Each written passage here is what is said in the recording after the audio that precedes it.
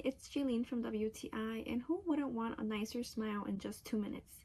Well, this mouthwash is the perfect one for that.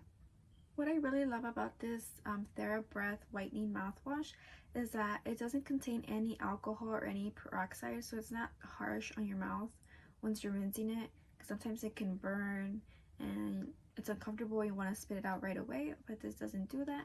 And it's also a 2-in-1, so while it whitens your teeth, it also freshens up your breath, and it's in a dazzling mint scent or flavor.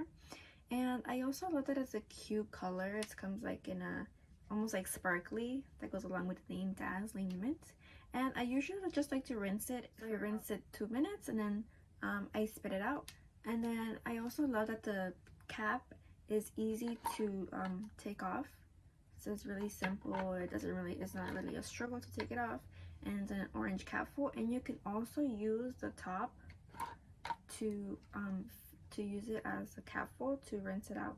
So you just pour the mouthwash into here, and then you use it, and then when you're done, you just cover it back up, and that's it. You can continue to use it.